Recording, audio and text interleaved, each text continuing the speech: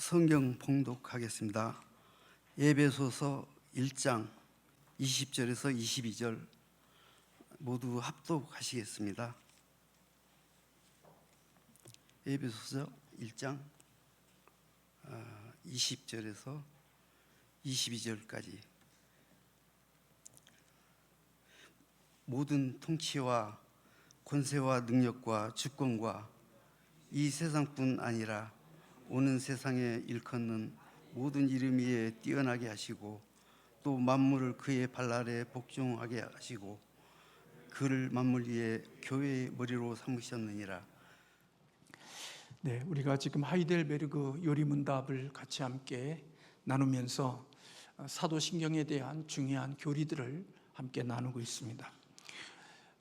하늘에 오르사 전능하신 하나님 우편에 앉아 계시다가 저리로서 산자와 죽은 자를 심판하러 오시리라 하는 신앙의 고백을 우리가 합니다. 예수님께서 죽으시고 다시 부활하시고 승천하시는 이러한 부분들에 대하여 우리가 어제까지 함께 말씀을 나누었습니다. 오늘은 그렇게 하늘에 승천하셔서 하나님 우편에 앉아 계시다가 저리로서 산자와 죽은 자를 심판하러 오신다는 이 말씀에 대한 내용을 같이 함께 나누고자 합니다. 예수님이 하늘에 승천하셔서 주님이 이 땅에 재림하시는 그날까지 하나님의 보좌 우편에 앉아 계신다는 이것은 마치 주님께서 아무것도 하시지 않으시고 그 보좌 우편에 앉아 계시다가 주님이 이 땅에 다시 오실 재림하실 날들만을 기다리는 그런 무료함으로 그 시간들을 보내시는 것이 아니라는 사실을 우리는 하늘의 보좌 우편에 앉으셨다는 주님의 이 신앙의 고백 속에서 찾아보게 되어집니다. 만약에 예수님께서 그곳에 앉아 계시는 이유가 이 땅에 재림하기 위하여 그곳에만 단지 앉아 계시다면 우리 주님은 2000년 동안 그 하나님의 보좌 우편에서 무료하고 지루하게 그 시간들을 보낼 것이지만 결코 주님께서 하늘의 보좌 우편에 앉으셨다라는 그 속에는 신앙의 많은 귀한 내용들이 그 속에 담겨져 있습니다. 하이델베르그 교리문답 제50문에 이 부분에 대해서 묻고 답하고 있는 것을 보게 됩니다. 우리 한번 같이 읽겠습니다. 왜 하나님 우편에 앉아 계시다라는 말이 덧붙여졌습니까? 그거에 대한 답을 우리 한번 같이 읽겠습니다. 그것은 그리스도께서 거기에서 자신을 교회의 머리로 나타내기 위하여 하늘에 오르셨으며 이 교회를 통해 성부께서는 만물을 다루신다는 것입니다. 그리스도께서 승천하신 것과 하나님의 보좌 우편에 앉으신 것을 구별하는 것은 그것의 중요성 때문에 하늘에 오르신 것과 하나님의 우편에 앉아 계심을 구분하고 있다는 것입니다.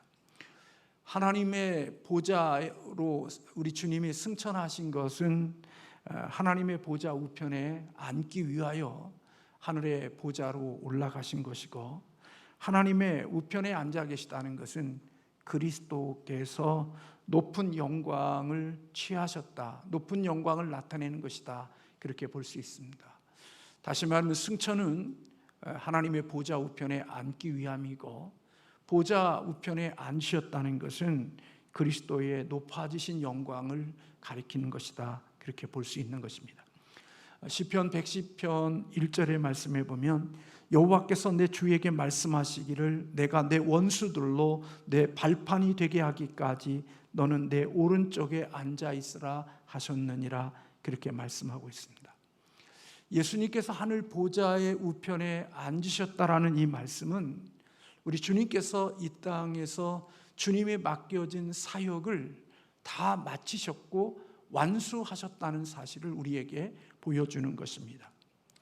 여러분들이 잘 아는 대로 성막에서 제사장들이 백성들을 위하여 하나님께 제사를 드릴 때에 그 성막 안에는 제사장들이 앉아 있는 의자가 없었습니다. 하나님을 섬길 때 제사장들은 성막 안에서 늘 섬길 때마다 서서 자기의 직무를 감당했습니다. 그런데 예수님께서 이제 하늘의 보좌에 오르셔서 하나님 보좌 우편에 앉으셨다라고 하는 말은 예수님이 제사장으로서의 모든 사역을 다 마치셨다는 사실을 우리에게 보여주는 것입니다. 그리고 높은 자리에 앉으셨다는 것은 예수 그리스도가 영예를 얻었다는 그런 말과 같습니다. 하나님의 아들로서 하나님의 능력과 권한을 가지고 이제 하나님이 하시는 일을 대신 수행할 수 있는 영광과 영예를 얻으셨다는 것입니다. 그리고 하늘의 보좌 우편에 앉으심으로 말미암아 예수님은 하나님께서 그리스도를 교회의 머리로 정하신 것을 나타내는 것이라는 겁니다. 그래서 하나님 아버지는 이 세상을 통치하고 다스리실 때, 교회를 다스리실 때 누구를 통하여 다스리시냐? 바로 그리스도, 예수 그리스도를 통하여 교회를 통치하시고 다스리신다는 것입니다. 그 모든 권한을 바로 예수 그리스도에게 주셨다는 것입니다. 마태복음 28장 18절에 예수께서 나와 말씀하여 이르시되 하늘과 땅의 모든 권세를 내게 주셨으니 그렇게 기록되어져 있습니다. 하나님께서는 그리스도 되신 예수에게 세상에 있는 모든 것을 다스리시고 통치하시고 심판하시는 권한을 우리 주님에게 주셨다는 것입니다. 그러므로 우리의 몸의 지체가 머리에 의하여서 움직이듯이 그리스도의 교회도 머리 되시는 그리스도에 의하여 다스려지시고 통치하신다는 사실을 우리에게 보여주고 있는 것입니다. 주의 뜻에 굴복하고 그리스도께 순종하는 그것이 진정한 교회의 모습임을 우리에게 나타내주고 있습니다. 하이델베르그 51문에는 그러면 우리의 머리 대신 그리스도의 이 영광은 우리에게 어떤 유익을 주는가? 다시 말하면 머리 대신 그리스도의 이 얻어진 이 영광이 믿음을 가진 우리들에게는 어떤 유익을 주는지에 대한 질문을 하고 있고 그거에 대한 답을 우리 한번 같이 읽겠습니다. 첫째, 그분은 자신의 성령을 통해 자신의 지체인 우리 속에 하늘의 은사를 부어주신다는 것입니다. 둘째, 그분은 모든 원수들을 대항하여 자신의 권능으로 우리를 보호하고 보존하신다는 것입니다. 머리 대신 그리스도께서 하나님의 우편에 앉으심으로 그분이 취하신 영광이 우리에게 어떤 유익을 가져다 주느냐, 그거에 대해서 하나님 주님은 성령을 통해서 우리 안에 하늘의 은사들을 부어주신다는 것입니다. 여러분, 하나님의 우편에 앉아 계시는 예수님은 우리의 눈에 보이지는 않지만 그곳에 그냥 아무것도 하지 않으시고 그냥 멍 때리고 계시는 분이 아니라는 것입니다. 그 주님은 성령으로 우리와 함께 계시면서 우리와 교제하시는 분이 바로 주님이시라고 말씀하고 있습니다. 그래서 성령을 통해 우리에게 하늘에 속한 신령한 은사들을 우리에게 계속해서 부어주신다는 것입니다. 성령을 통해 우리에게 부어주시는 성령의 은사들이란 우리 안에 역사하셔서 우리로 하여금 믿음을 갖게 하시고 그리스도께서 우리를 위하여 이루신 그 구속의 그 모든 것들을 받아들이고 우리가 하나님의 자녀가 되게 하는 일들을 바로 성령을 통하여서 이 일을 이루신다는 것입니다.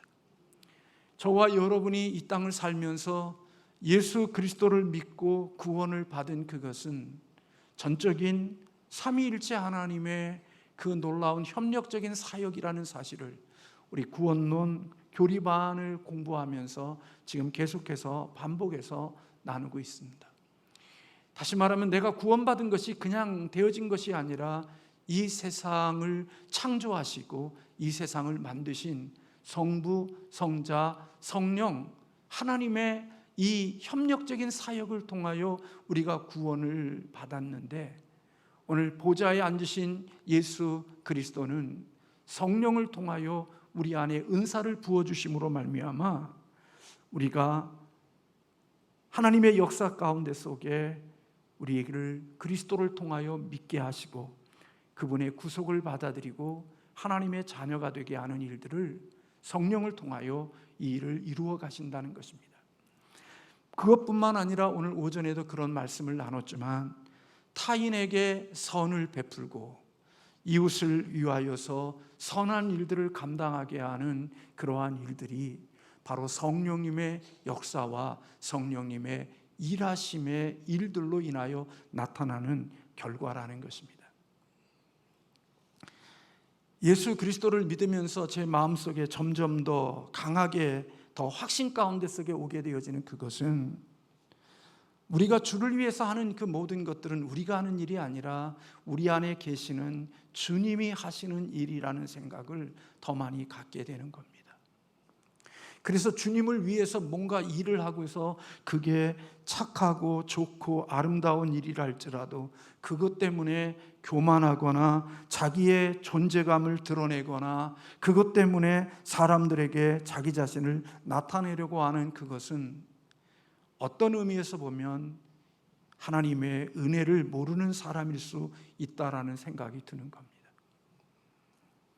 선한 일, 착한 일, 좋은 일, 귀한 일, 그것은 우리가 할 수 있는 일이 아닙니다.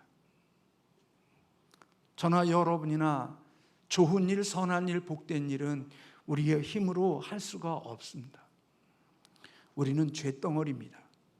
움직일 때마다 자기 사랑하게 되어져 있고 움직일 때마다 내 움직임의 활동의 영역이 크면 클수록 내가 움직이는 그곳이 다른 사람들에게 아픔과 고통과 상처를 만들어내는 죄악 덩어리가 바로 우리들입니다. 선한 것이 하나도 없는 우리들이 우리의 인생 가운데 속에 누군가에게 유익을 주고 누군가에게 선을 베풀고 누군가에게 내가 아닌 다른 사람의 유익을 위해서 내 마음이 움직이고 내가 그렇게 할 수 있다고 하는 그것은 내가 하는 일이 아니라 내 안에 역사하시는 구원받은 자에게 주시는 성령님이 내 안에서 일하시는 증거라는 것입니다. 자랑할 게 없습니다. 성령님이 감동 주시지 않으시고 성령님이 마음 주시지 않으면 우리 그렇게 못합니다. 하나님이 내 안에서 나같이 인색하고 짜고 자기밖에 모르는 아주 지독한 이기주의적인 내가 긍휼받아야 되고 남들 사랑받아야 되고 남들의 도움을 받아야 되는 그런 삶의 현실 속에 살아가면서도 뭔가 내게 있는 것들을 줘야 되겠다고 하는 마음이 작동되어지고 담임 목사가 그렇게 하지 마세요. 그렇게 안 해도 됩니다. 우리 교회가 충분히 그 일을 감당할 수 있으니까 그렇게 하시지 않아도 됩니다. 그렇게 요청드림에도 불구하고 기꺼이 꾸역꾸역 하나님을 위하여, 교회를 위하여, 이 행사를 위하여 작은 거지만 제가 하나님께 드리고 싶어요. 목사님 받아주세요. 그것은 사람이 하는 일이 아닙니다. 하나님이 그 안에 성령님을 통하여 일하시는 증거입니다. 이번 주에도 제가 전화를 받으면서 목사님, 우리 윤현주일학교의 그런 모습들 때문에 제가 작지만 그렇게 어린아이들을 좀 섬기고 싶습니다. 받아주세요. 그래서 제가 그렇게 하지 않아도 됩니다. 우리 충분히 그런 일을 할 수 있는 교회고 그렇게 하시 않아도 성도님 잘 챙기시는 게 그게 저의 기쁨입니다. 그래도 아니요 목사님, 제가 할 수 있는 일 꼭 하고 싶어요. 작지만 우리 아이들을 위해서 하나님 앞에 꼭 드리고 싶어요. 그리고 제 이름 밝히지 말고 그냥 그렇게 해주세요. 한없는 긍휼과 누군가의 도움을 필요로 하는 현실 앞에서도 자기의 모습을 돌보지 않고 누군가를 위하여서 그렇게 마음을 쏟아내는 그것은 결코 내가 하는 일이 아니라 그분 안에 거하시는 성령님의 은혜, 성령님이 베푸시는 역사이기에 그 일이 이루어지는 것입니다. 저나 여러분이나 아무리 많은 것을 가지고 더해도 우리는 항상 모자랍니다. 우리의 인생 가운데 속에 살아보면서 스스로 내가 넘쳤다라고 생각한 적이 한 번도 없습니다. 우리들이 살면서 육신으로 살아가는 가운데 속에 하나님 이제 이만하면 됐어요, 이제는 더 주시지 않아도 저 충분하니까 넘쳐요, 그렇게 말하는 것 우리는 고백할 수가 없습니다. 그냥 썩더라도, 썩어서 버리더라도 하나님 더 부어주세요, 더 주세요, 더 역사해 주세요, 하나님께 끊임없이 기도하며 살지, 내가 부족하고 모자람 속에서도 누군가를 위하여 내 마음이 움직이고 누군가를 향하여 내 마음이 열리는 것은 그분 안에 계시는 성령님의 역사인 것입니다.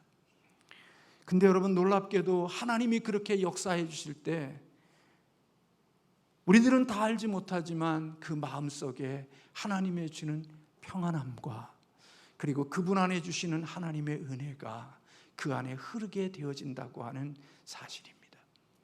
그러므로 여러분, 교회에 하나님이 은사를 주시는 것, 개인에게 은사를 주시는 그것은 자기 자신을 위해서 주시는 게 아닙니다.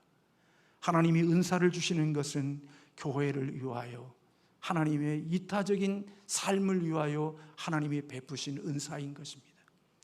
그래서 여러분, 저나 여러분이 살면서 은사를 자기를 위해서 사용하게 되어지면 하나님이 그 은사가 더 오래가지 않습니다. 하나님이 기도하는 은사를 주셨는데 기도하는 은사 가지고 이곳저곳 다니면서 기도해주고 돈 받고, 하나님이 주신 은사 가지고 다니면서 자기 유익을 위해서 사용하면 하나님은 그 은사 오래 주지 않습니다.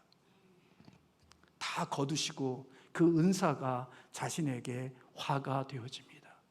왜냐하면 은사는 나를 위해서 주신 게 아니라 공동체를 위해서 주신 것이기에, 그 공동체를 위하여 하나님의 주신 은사가 사용되어질 때 하나님은 기뻐하시고 그에게 더 많은 크게 일할 수 있는 힘과 능력을 하나님이 더 오랫동안 주시는 것입니다. 그러므로 여러분, 이것은 사람이 하는 거 아닙니다. 제가 오늘 오전에도 그런 설교를 드렸습니다마는 14만 4천 명이 들어간 사람들, 예수님이 이끄시는 대로 그곳을 따르는 사람들, 그들은 내 육신의 힘으로나 내 육신의 능력으로 예수님을 따라갈 수가 없고, 오직 내가 구속함을 입은 하나님의 자녀이고 구원받은 자이기에, 구원받은 자 안에 거하시는 성령님의 능력의 역사가 있기에 예수님이 이끄시는 대로 좁은 길, 십자가의 길로 걸어간 자들이 될 수 있다는 것입니다. 그래서 예수님을 따라가는 그 곳들 속에 내 자랑이나 내 공로나 내 업적이 있는 게 아니라 그 일을 행하시는 하나님의 위대함, 그리고 그 일을 이루시는 하나님이 영광을 받으시는 것입니다. 그리고 그 일을 통해 순종한 우리들에게는 그 일에 따르는 하나님의 주시는 아름다운 몫이 준비되어져 있는 거죠. 예수님께서 하늘에서 세상을 다스린다는 사실이 우리에게 주는 두 번째 유익은, 성령님은 그분의 권능으로 이 땅에서 성도들을 원수들로부터 보존하고 보호하신다는 겁니다. 로마서 8장 34절에 보면 그는 하나님 우편에 계신 자요 우리를 위하여 간구하시는 자니라, 그렇게 말씀하고 있습니다. 마귀에게 속한 자는 교회를 해체하려고 합니다. 마귀에 속한 자는 교회를 향하여 무너뜨리려고 애를 씁니다. 마귀에게 속한 자가 교회를 세우는 법은 없습니다. 마귀에 속한 자가 교회를 유익을 주는 적은 없습니다. 마귀는 언제나 교회를 허물고 교회를 해체하고 공동체를 무너뜨리는 것이 마귀의 속성입니다. 그런데 이런 세력과 이런 마귀의 일하는 이 속에서도 교회가 유지되어지고 교회가 지켜질 수 있는 그것은 바로 성령님이 이 땅에 있는 교회와 성도들을 보호하시기 때문에 가능한 것입니다. 우리는 다 볼 수 없습니다. 다 알 수 없습니다. 그런데 희한하게도 하나님이 드러내십니다. 보게 하시고 들춰지게 하시고 그의 존재가 드러나게 하시는 일을 누가 하시느냐? 우연히 일어나는 것처럼 보이지만 하나님이 그 일을 드러내게 하시고 들춰내게 하셔서 하나님의 교회와 성도들을 지켜내시는 것입니다. 저희 주변에도 신천지 때문에 많이 고민하고 또 염려하시는 목사님이 계십니다. 아무것도 아닌 것 같은데 우연하게 이상하게 하나님이 그런 것들을 알게 하시고 드러내게 하시고 그리고 그것들을 깨달게 알게 하시고 그래서 그것들의 방법들을 찾아가게 하시기 위하여 하나님이 한 걸음 한 걸음 일하시는 모습들을 보면서 교회는 성도는 사람이 지키는 게 아니라 성령 하나님이 보호하시고 지키신다는 것입니다. 이 땅에 대단한 존재도 강한 존재인 것 같지만 하나님을 이길 수 있는 존재는 아무도 없습니다. 아무리 반석에 자기의 대단한 것을 두드려도 자기가 깨지지 결코 그리스도가 깨지지 않는 것입니다. 그러므로 마귀는 교회를 무너뜨리기 위하여 온갖 전략을 동원하지만 그리고 거짓된 가르침으로 교회를 부패하게 하지만 성령님은 사탄으로부터 그 모든 세력들을 보호하시고 그들로부터 지키시는 일이 있는 것입니다. 그래서 여러분, 이 땅에 주님께서 허락하신 가정과 교회는 상함을 입을 수 있겠지만 주님이 이 땅에 오시는 그날까지 결코 무너지지 않도록 하나님이 교회와 가정을 지켜주실 줄로 믿습니다. 저는 이 땅의 선교단체도 귀하고 이 땅에 있는 공동체가 참 귀한 공동체가 많지만 제 마음속에 두는 가장 귀한 공동체는 가정과 교회입니다. 왠 줄 아십니까? 이 땅에 주님께서 세우신 기관이 교회와 가정밖에 없기 때문에 그렇습니다. 하나님께서는 가정을 끝까지 지키심으로 하나님의 일을 이루어 가시고 교회를 지키심으로 하나님의 일들을 이루어 가시는 것입니다. 그러므로 여러분, 진짜 믿음을 가지고 있고 하나님의 복이 어디에서부터 오는 사람인지를 아는 사람들은 내가 어떻게 해야 하나님의 복이 올 수 있는지를 압니다. 가정을 세우는 자로 살아가고 교회를 세우는 자로 살아가야 하나님의 복이 내게 임한다는 사실을 압니다. 그래서 진정한 복이 무엇인지를 아는 사람들은 이 땅에 문제가 있고 또 이 땅에 여러 가지 어려움이 있음에도 불구하고 그럼에도 불구하고 자신이 그 부족한 곳에 들어가 그것을 세우고 그것을 하나님이 기뻐하시는 자리로 만들어가는 노력이 있는 것입니다. 마귀란 놈이 역사하는 곳은 지나다니다가 휴지가 떨어져 있으면 이 교회는 왜 이렇게 더러워? 정수기 옆에 물이 흘러 있으면 이 교회는 이렇게 청소하는 일꾼도 없어? 왜 이렇게 더러워하고 그것에 대하여 불평하고 원망하는 사람들로 삶을 만들어가지만 교회를 사랑하는 사람들은 휴지가 떨어져 있으면 휴지를 주움으로 정수기 옆에 물이 흘려져 있으면 물을 닦음으로 그 공동체를 세우는 일을 한다는 것입니다. 그것이 작은 일이지만 그 작은 일이 일상이 되어져서 큰 일에 이르기까지 그는 늘 그런 마음으로 교회를 섬기고 교회를 사랑하며 살아간다는 것입니다. 그렇기 때문에 하나님의 눈길은 언제나 그런 자들에게 임하고 그런 자들에게 때가 되면 하나님의 방법으로 복을 주시고 그리고 늦은 것 같지만 앞서간 자보다도 훨씬 더 귀하고 존귀하고 보배로운 것들로 그 인생에 담아 놓으실 수 있는 분이 하나님이시라는 것입니다. 사랑하는 성도 여러분, 그래서 교회는 핍박이 있지만 멸망하지 않는 것입니다. 이 땅에 있는 눈에 보이는 교회들은 그럴 수 있지만 진정한 교회는 멸망하지 않고 영원토록 존재하는 것이 그것이 우리 인간의 잘남과 인간의 능력 때문이 아니라 우리가 인간의 전략과 전술이 강해서가 아니라 이 교회의 머리 되시는 주님이 성령님을 통하여 이 교회를 지키시기 때문인 것입니다. 그래서 하나님이 약한 것 같은데 놀랍게도 그 약함 속에 하나님의 은혜를 베풀어 주시는 것입니다. 인간의 잘남과 인간의 똑똑함이 있는 사람들은 인간의 방법을 통하여 인간의 모습들로 그 일을 이루어가지만 연약하고 부족하고 힘이 없는 사람인데도 하나님을 의지하고 주님의 능력을 의지하여 살아가는 사람들은 연약하고 부족함에도 불구하고 하나님이 강한 자들과 똑똑한 자들보다 더 아름답고 귀한 것들을 그곳에 담으시는 것은 하나님의 일하심의 증거라는 것입니다.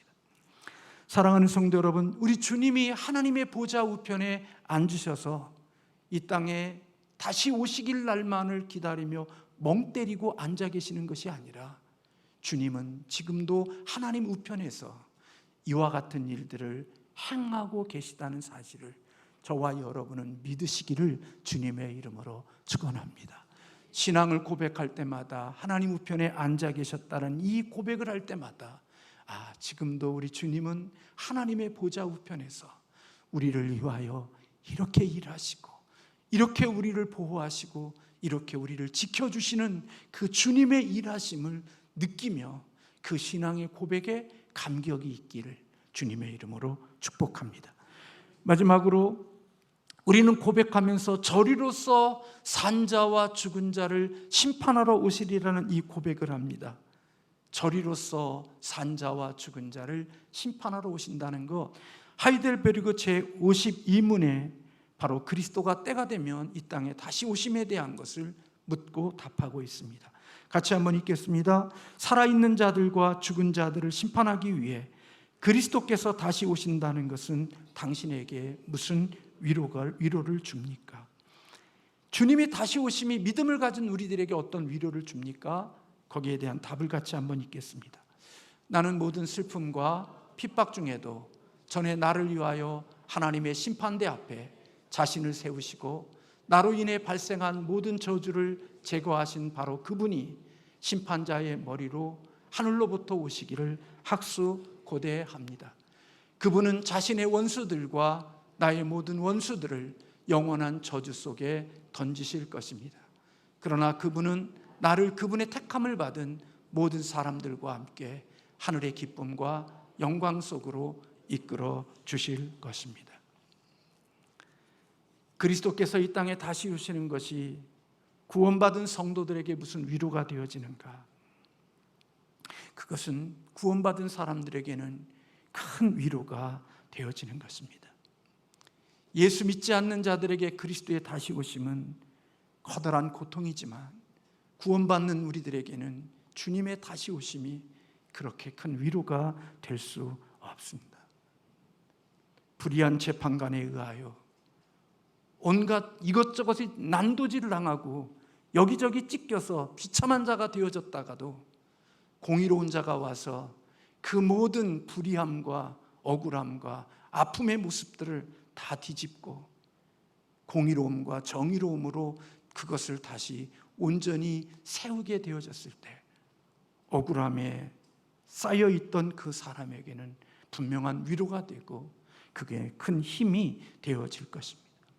예수님이 이 땅에 다시 오심은 공의로 이 땅에 오시는 분이기 때문에 세상을 살면서 억울한 누명 쓰고 억울한 소리 듣고 애매한 소리 들으며 세상 같으면 가서 한바탕 뜨고 쫓아다니면서 따지고 여기저기 다니면서 누가 그랬느냐고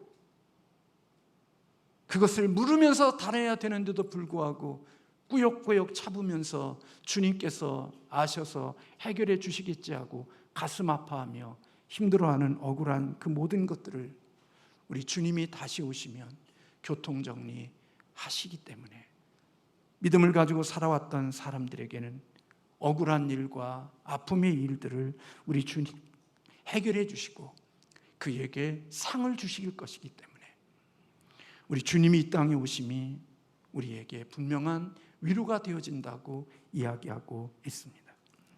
마태복음 25장 34절에 그때 임금이 그 오른편에 있는 자들에게 이르시되 내 아버지께 복받을 자들이여 나와 창세로부터 너희를 위하여 예비된 나라를 상속받으리라고 말씀하셨습니다. 반면에 원수된 자들에게는 주님으로부터 의로운 판결을 받게 되어질 것이고 그들은 지옥에 던져지는 자들이 될 것입니다.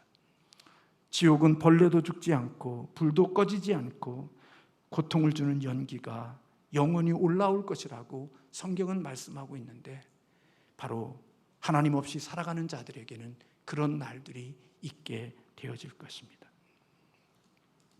그래서 주님께서 다시 오시면 이제는 믿음을 가졌던 사람들에게는 고통도 우울함도 눈물도 고통도 한숨도 이제는 우리에게 그 어떤 것도 다 사라진 그런 하나님의 은혜가 있게 되어질 것이기에 거기에는 찬양만 머무르게 되어질 것입니다.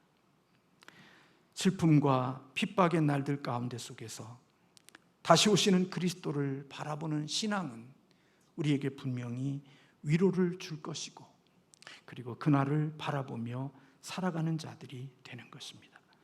베드로서 3장 12절에 주의 눈은 의인을 향하시고 그의 귀는 의인의 간구에 기울이시되 주의 얼굴은 악행하는 자들을 대하신다, 그렇게 말씀했습니다. 세상은 속일 수 있습니다. 거짓으로 사람들을 넘길 수 있습니다. 그럴듯한 위장막으로 위장을 할 수 있습니다.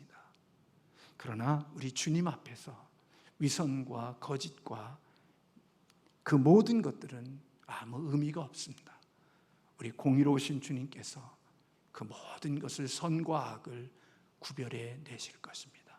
알곡과 쭉정이를 나눌 것이고 양과 염소를 구분할 것입니다. 그리고 그가 행한 그대로 우리 주님이 그 모든 것들을 다 판단하시고 나누시는 일들을 우리 주님께서 하실 것입니다. 그러므로 예수 그리스도가 다시 저리로서 산 자와 죽은 자를 심판하러 오시는 이 주님의 이 고백은 믿음을 가진 자들에게만 위로가 될 수 있는 말이지, 믿음이 없는 자들에게는 이 고백이 그들에게는 있을 수도 없을 뿐만 아니라 이 고백은 그들의 고통이 되고 그들에게는 처절한 아픔이 되어지는 날들이 되어질 것입니다. 그렇다면 그리스도께서는 언제 오시는가? 우리는 이 땅을 살면서 양극단을 취할 수 있습니다. 재림에 대하여 무관심하거나 또 너무나 재림에 대하여 관심을 두는 것. 그래서 다미선교회처럼 주님께서 몇 년도 몇 월 며칠에 오신다고 하는 거짓된 것에 속아서 직장과 모든 것을 버리고 산에 올라가서 흰 옷 입고 주님의 재림을 기다리는 자, 또 이 재림에 대하여 너무나도 무관심해서 영원히 이 땅에서 우리가 살 것처럼 주님의 재림을 준비하지 않고 살아가는 자, 이런 자들의 모습 속에서 우리는 균형을 이루어서 언제 주님이 오실런지 모르지만 오늘 주님이 오시는 것처럼 오늘 하루하루를 살아가는, 깨어있는 그리스도인으로 살아가는 것, 그게 바로 다시 오실 주님을 기다리며 사는 것입니다.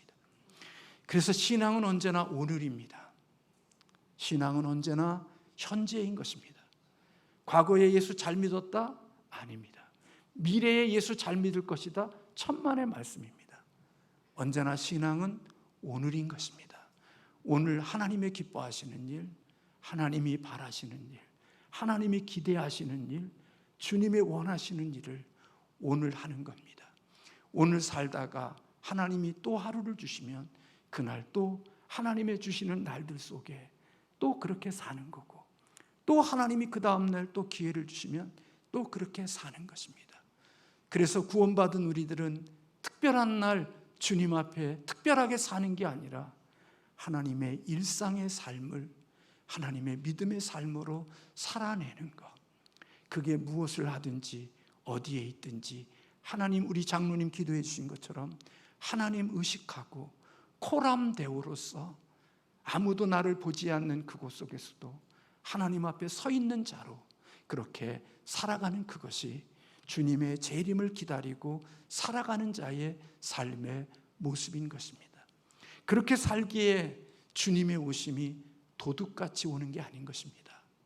왜냐하면 멍 때리고 사는 사람에게 예수님의 오심은 도둑같이 오심이지만 매일매일 주님을 기다리며 하루하루를 그렇게 살아간 사람들은 오늘 주님이 오신다 할지라도 그렇게 준비하며 살았기에 주님 어서 오시옵소서 그렇게 고백하며 주님을 맞이할 수 있는 자가 되는 것입니다. 그래서 마라나타의 신앙, 그것은 언제나 초대교회뿐만 아니라 이 시대를 살아가는 사람들에게는 날마다 주님 앞에 그런 신앙과 믿음을 가지고 살아간 것입니다. 그래서 주님이 오늘 오셔도 주님 오시지 마실 거려 그렇게 말하지 않고 이웃에, 오늘 오전에도 우리가 예배위원들끼리 나눠서 주님이 오늘 오시면 어때요? 그랬을 때 우리 집사님 한 분이 내 남편이 아직 예수 믿지 않고 내 자식이 아직 예수 믿지 않으니까 예수님이 더디 오셨으면 좋겠습니다라는 그 마음 때문에 주님의 더디 오심이 기다려지는 것이지, 내 개인적인 삶을 놓고 보면 주님 어서 오세요, 주님 기다리고 살았어요, 주님 없는 인생의 삶이 답이 없는 세상이었고 매일매일의 삶이 좌절하는 삶이고 내 마음이 무너지는 삶이었고 내 중심 속에 주님 기다리며 살았어요. 주님 어서 오세요 하고 주님을 맞이할 수 있는 마음으로 살아갈 수 있는 그것이 바로 주님의 재림을 기다리며 살아가는 삶의 모습임을 우리에게 보여주는 거죠. 그래서 기름 준비한 5 처녀처럼 날마다 깨어서 기름을 준비하고 주님을 맞이할 것을 기다리며 사는 겁니다. 저 요즘 그런 생각 많이 해봅니다. 이 땅에 살면 얼마나 대단하게 살아도 그 대단한 날들이 얼마나 있을까? 얼마나 화려하게 산다고 인생을 그렇게 살아갈 이유가 있을까? 하나님 없이 아무리 대단하고 화려하게 살아봤자 거기가 어디까지일까? 그럴 바에야 주님과 함께 살아가는 삶, 좀 모자람이 있고 부족함이 있더라도 주와 함께 살아갈 수 있다면 그게 훨씬 더 복 있는 삶이 아니겠는가 하는 생각이 들어요. 저에게도 그런 마음이 없다는 게 아닙니다. 우리 인간이기 때문에 더 좋은 것, 더 많은 것, 더 귀한 것, 그런 것들에 대한 갈망이 내 속에 있겠지만 마음속에 이 세상에 살아봐서 영화와 부귀를 누리면 얼마나 누릴 수 있을까? 좋은 것들이 있다면 얼마나 좋은 것들을 누리고 살 수 있을까? 기껏 해봤자 좀 더 좋은 곳에서, 음식 많은 곳에서 좀 더 많은 음식 먹고 좋은 것 걸치고 좋은 풍경 보며 사는 것인데, 거기에 내 마음이 지옥이고 내 마음에 평안이 없이 그것을 살아가는 것은 아무리 좋은 것 먹어도 소화불량 걸리지만 주님이 계시는 곳 속에 된장찌개 하나 먹어도 내 마음이 평안하고 기쁘면 그게 더 행복한 것 아닐까 하는 생각이 들기도 하죠. 아무리 좋은 차 타고 다니면서 매일매일 짜증나고 불편한 마음 가지고 지옥 이루는 마음 가지고 타는 것보다 비록 작은 차라도 하나님 앞에 찬양하고 그곳에서 노래 부르면서 주님의 임재를 느끼며 살아가는 삶이 훨씬 더 아름다운 삶이 아닐까, 한편에 그런 생각이 든단 말입니다. 저와 여러분이 하늘의 보좌에 앉으신 예수 그리스도, 그리고 그곳에서 다시 오실 주님의 오심이 우리의 삶의 신앙의 고백으로, 그리고 그날이 기대되어지는 모습으로 살아가는 저와 여러분 되시기를 주님의 이름으로 소원합니다. 기도하겠습니다.